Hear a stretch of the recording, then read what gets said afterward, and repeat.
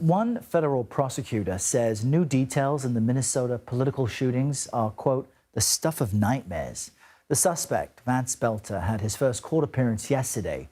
He's charged with killing one lawmaker and her husband and wounding another lawmaker and his wife.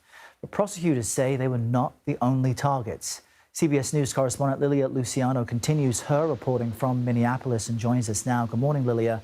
Sounds like this could have been even worse. How so? Errol, my jaw dropped yesterday when I heard the federal prosecutor get into the details of these two other homes.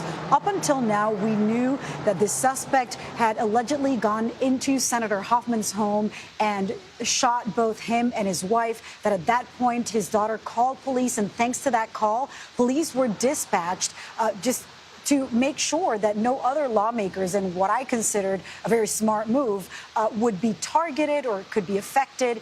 And then we heard that by the time an officer had gotten to Representative Melissa Hortman's home, when they got there, they actually saw him, but not in time to prevent that killing, that they saw him shoot at her and her husband that ultimately killed them. But what we heard yesterday in this bombshell of new evidence was that apparently there was another lawmaker, a state representative, whose home he went to and tried to ring the doorbell or knock the door, allegedly dressed like a police officer, as we heard in the other two cases, with that hyper-realistic looking mask that was found later, and that there was no one there. And that then he went to a third home, and at that home there was one of those officers who had gone there to check on those lawmakers, and apparently that officer might have scared him off, because even though he didn't respond when she tried to approach, then he left and made it to that 4 location, according to federal prosecutors. This just really blew my mind, because we did not expect that there had been not 2,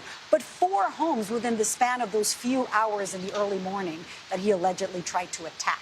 It's just absolutely stunning, and it all suggests that there was some real premeditation and planning into all of this. What charges now does Belter face?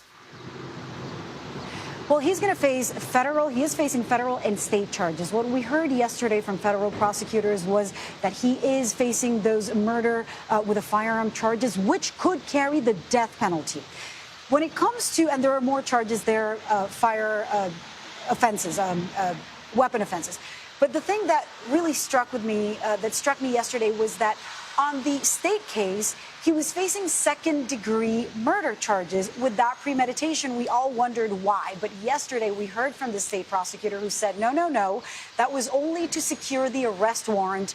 There is plenty of evidence of premeditation. And of course, they're seeking first-degree murder, which means with premeditation, we're talking about lists of people, lists of names, addresses of lawmakers beyond the state, federal lawmakers, of abortion providers and abortion rights advocates, a long list that prosecutors said he had been doing for a very long time.